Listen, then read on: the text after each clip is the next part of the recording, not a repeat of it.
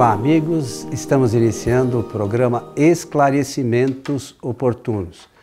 Nosso programa é uma realização da Sociedade Espírita Francisco de Assis, casa sediada aqui na cidade de São Paulo, na Vila Prudente, próximo aqui ao metrô da Vila Prudente. Enfim, nós nos colocamos à disposição para aqueles que quiserem vir conhecer a nossa casa, entrar no nosso site e sociedadeespírita.com.br, e lá você vai ter as informações de como chegar até nós. Mas o nosso programa tem como objetivo levar o esclarecimento espírita, né? E sempre nos baseamos nas obras fundamentais da doutrina, que são os livros de Allan Kardec. E para nos auxiliar sempre, ou nos ajudar de forma importante, está conosco Milton Felipe. E aí, seu Milton, tudo certinho? Tudo certinho, muito obrigado. Esse assunto da importância é relativo porque o programa ele é resultado do conhecimento de nós dois, né? É assim que nós... Mas você conhece, estuda há muito tempo, né, Milton? Quem está há mais tempo, se aplicar, conhece um pouco mais. Mas se aplicar... Então, precisa buscar, né? Até porque a doutrina espírita precisa ser estudada, né? E é interessante tocar nesse assunto porque tem pessoas que começam depois, e em pouco tempo, dependendo do interesse, ela se desenvolve mais do que aquele que já está muito mais antigo, né? Até pelo objetivo, às vezes, e o caminho que encontra. Normalmente, é engraçado, um dia desse eu falava com um amigo que às vezes vem fazer palestra aqui na nossa casa, o Fábio Fadel, e sobre o conhecimento da doutrina, né? E todo mundo, ou a grande maioria, tem um conhecimento da doutrina por início, às vezes, nos romances. E conversando com o Fábio Fadel, ele falou, não foi o meu caso. Eu falei, não, por quê? Porque lá na casa que eu estudava, eu comecei a conhecer a doutrina com o seu Milton. Então lá eu já conhecia as obras fundamentais. O fato de ter estudado as obras de Kardec foi de fundamental importância para que eu tivesse hoje o conhecimento que eu tenho. Que tem muito ainda, disse ele, para aprender, mas a base fundamental é essa. Com certeza. É um testemunho, um depoimento muito válido, né? Muito bem, estamos aqui prontos para o trabalho. Eu já fiz a saudação? Não. Então eu vou fazer a saudação que eu gosto porque ela é resultado da nossa aspiração muito grande.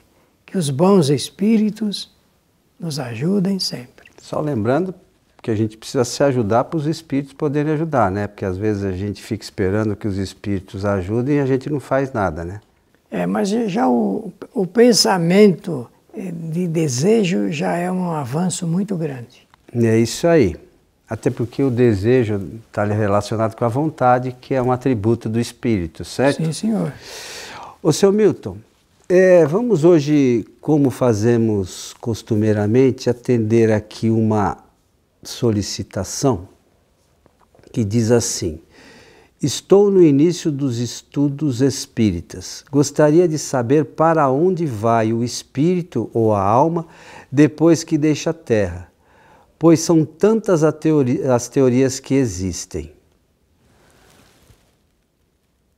Interessante, né? O que se faz dos espíritos depois que perdem o corpo material? Tá certo. Naturalmente, esse enfoque é relacionado com o pensamento religioso sobre o existir, o agora e o que virá depois, o que há de ser. Como existem teorias que dizem que depois não tem nada, termina com a morte, e as outras teorias de que existe um lugar para onde vão as almas depois de deixarem o mundo material. E aí vem as diversas figuras que nós já conhecemos E uma delas é sobre o céu. Uma certa quantidade vai para o céu. Estou me referindo à teoria da religião. E também ao inferno, céu e o inferno, o local onde irão os que não admitem nada, né, os descrentes e aqueles que agem por maldade neste mundo, que cometem os chamados pecados, segundo a religião. De forma que, se a pergunta é feita nesse sentido, então temos que dar uma resposta doutrinariamente com sentido, porque o Espiritismo não adota a teoria do que não existe absolutamente nada depois da morte. Não, o Espiritismo adota a teoria de que a alma ou o espírito, como quiserem, ela pré-existe a este momento que nós vivemos, da existência, que essa é a palavra certa, de existência, e também a da vida após a chamada morte do corpo físico. Esse é o pensamento espírita, não é? Mas para o desenvolvimento dessa teoria, existem conceitos doutrinários satisfatórios para preencher até as lacunas, os vazios que a própria religião deixa, porque um dos trabalhos de Allan Kardec foi esse, foi criar filosoficamente um pensamento completo a respeito do ser chamado espírito, e que nós, normalmente, dizemos as criaturas, porque os espíritos são criaturas de Deus. Deus é, na figura máxima, é o Criador. Eu até uso muito mais a palavra Criador do que Deus, porque, por vezes, se você mandar uma pessoa pensar em Deus, ela não tem como pensar, ela não tem apoio filosófico no pensamento para fazer imagem de Deus.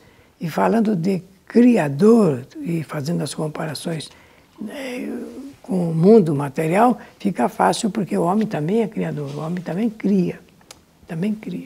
Então, a pergunta ela é muito importante para quem gosta de estudar. Para quem não dá nenhuma importância alguma para esse questionamento, certamente não vai nem pensar no assunto, mas aqueles que têm ainda presentes o calor do pensamento incendiando esse aspecto, isso dá ânimo para a vida, porque sabendo que depois, porque Allan Kardec vai trabalhar, como é que chama o título do livro? No livro é O Porvir. No livro O Céu e o Inferno, o porvir e o nada, é o capítulo primeiro. Em algumas traduções está o futuro e o nada, né?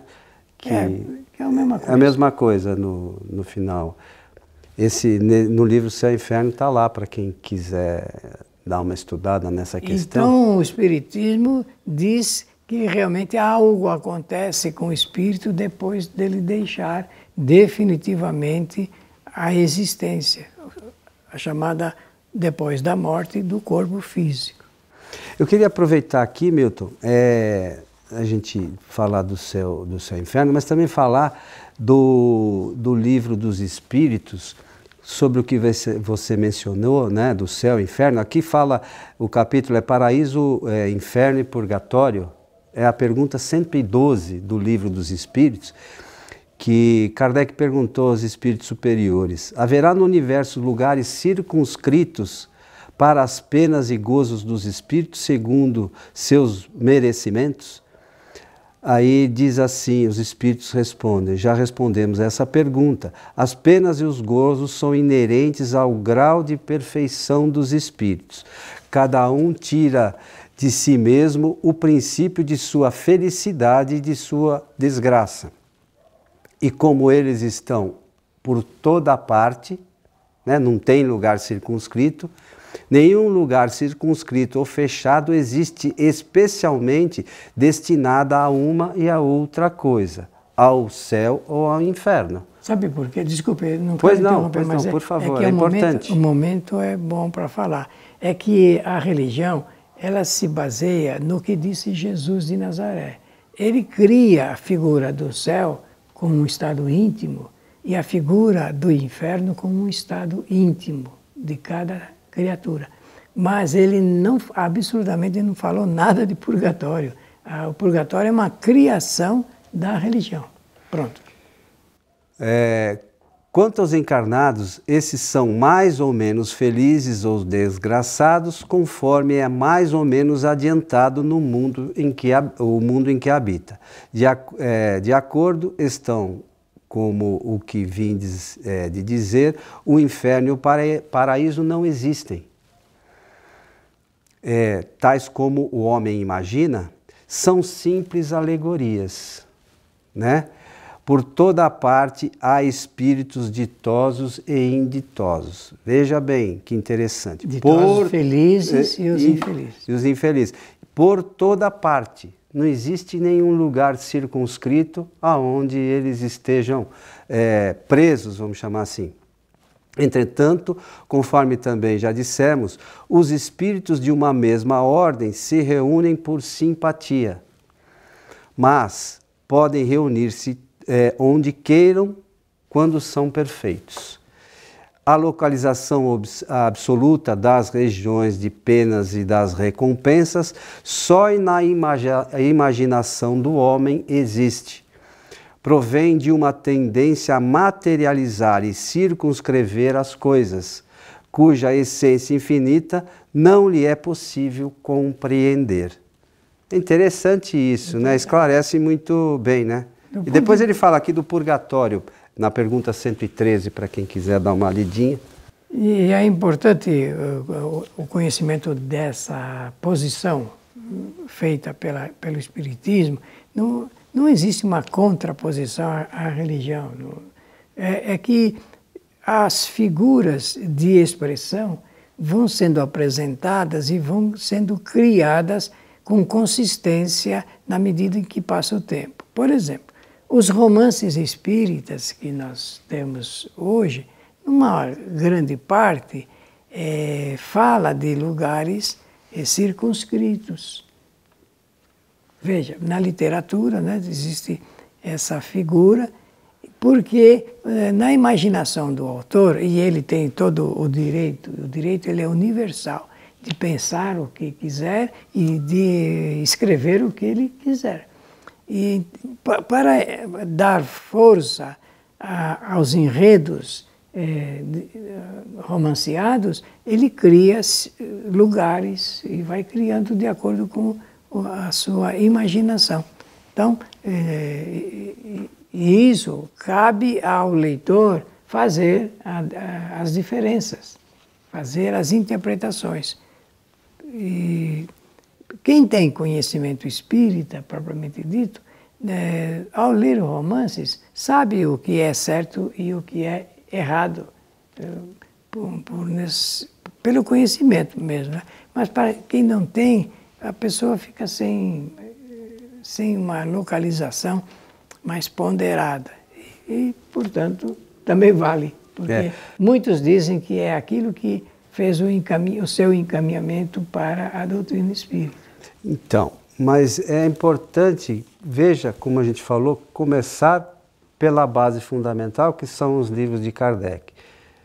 Eu, lendo o livro de Kardec, sei que aquilo é uma alegoria utilizada, às vezes, por alguns autores espirituais, sobretudo. Uma outra coisa que eu acho que de fundamental importância para quem está começando a doutrina espírita ou não estudou ainda com a profundidade necessária, não que a gente saiba tudo, mas algumas coisinhas a gente aprendeu, né? Já com o estudo. É que os espíritos, quando eles retornam para o mundo espiritual, eles não ficam perfeitos, né? Nós estamos aqui encarnados, nós sabemos algumas coisas e outras a gente não sabe. O fato de a gente voltar para a nossa pátria espiritual, que é realmente o lugar de origem do espírito, ele não vai ficar sabendo tudo. Então o espírito, ele informa aquilo que ele acha. Nessas histórias que ele conta, ele informa aquilo que ele acha. Muitas vezes ele informa Por exemplo, eu posso, como a gente vê, estudando inclusive a Revista Espírita, alguns espíritos relatarem que tinham fome. Sede, e alguns, sono, até falaram que comem. Uma coisa é comer, outra coisa é imaginar que come. Né? Porque o espírito não tem órgão, como é que pode comer? Isso também está no Livro dos Espíritos, questão 240 e pouco, ou 250 e pouco, é no capítulo lá da questão 257, que fala do ensaio teórico das sensações dos espíritos. Então é preciso que a gente conheça essa base, porque senão o espírito é a mesma coisa que um mentiroso vir contar alguma coisa para você, não que ele faça por mal, ele está dizendo o que ele sabe. E o que ele conhece. Mas o que ele conhece não é a verdade, muitas vezes. E o que ele inventa também. Né? Às vezes cria, né? Como alegoria dentro de algumas coisas que a gente não sabe exatamente por quê, porque não sabe o que passa dentro daquele espírito. Ele conta algumas coisas que acabam por levar algumas pessoas a não conhecer a doutrina. E são coisas, às vezes, que eles afirmam que são completamente contra as informações dos espíritos superiores. A realidade. Que é a verdade, porque esses espíritos superiores já passaram pela essa condição que a gente enfrenta há muito tempo. Eles estão muitos passos à nossa frente. Nós somos ainda espíritos imperfeitos. Eles já estão na última fase dos espíritos bons. Depois, quem puder, dá uma olhadinha na escala espírita para ver a distância ainda que nos separa desses espíritos superiores, né, Milton? Então, esse conhecimento ele vai gradualmente sendo apresentado para a humanidade e é isso que vai atender a essas necessidades de conhecimento aqui na Terra. Dá chance para a gente fazer uma explicação. O Espiritismo não veio para todas as pessoas. Ainda, né? Ainda. Por enquanto, somente aqueles que despertam para essa necessidade de conhecimento. Então, aos poucos. Tem alguns que aguardam no Espiritismo a realização de coisas fenomenais, maravilhosas, milagrosas, e não é o caso, porque, conforme falava o Natalino do Livro, nosso querido companheiro, o Espiritismo é uma doutrina de conhecimento ou de sabedoria. Quanto mais você conhece, mais você sabe e mais você organiza a vida de acordo com esses conhecimentos. Vale a pena tratar da matéria para quem gosta, porque ao ler com atenção, calma, com atenção, com aplicação, esse capítulo do livro O Céu e o Inferno, ele é dividido em duas partes. A primeira trata realmente da chamada teologia espírita e a segunda parte são depoimentos dos espíritos, conforme você sempre lembra aqui em nosso programa. Eu só não lembro quantos são, 63 ou 67? 67. Ah, 67, tá bom. Mas esse número é resultado do que Allan Kardec considerou mais importantes destacar, selecionar para a feitura do livro em si, porque eles sinalizam modelos os mais diversos possíveis. Uma coisa é verdadeira, aquilo que eles dizem que passam nas situações antes, durante e depois da morte, porque Kardec tomou esse cuidado também. Isso ajuda muito as pessoas a entenderem o que é que vai se passar com elas quando chegar o momento momento decisivo de deixar o mundo material. Para onde a gente vai. Então, ali tem as informações do estremecimento que o espírito passa, daquele torpor leve ou mais agudo, e durante um certo tempo, e depois quando ingressa realmente num estado. Eu queria dizer o seguinte, para ajudar nessa explicação que você estava dando a respeito a respeito do deslocamento do espírito. Ele não vai para lugar nenhum, viu? O espírito não vai para lugar nenhum. Ele sai de um estado de encarnado para um estado de desencarnado, um estado chamado pelo Espiritismo de errático. Não é cometer erro, não é errático por essa palavra. Ele não tem fixação alguma, então está livre, dependendo do seu grau de evolução. É claro que aqueles que são atraídos magneticamente para o cerne do problema humano, que é o egoísmo, ele fica onde está o centro do seu interesse. Não é assim? O espírito, ele não se desloca, não pega nem avião, não existe nenhum transporte para tirá-lo aqui da Terra, porque ele fica, às vezes, no mesmo lugar que ele desencarna, durante muito tempo ainda.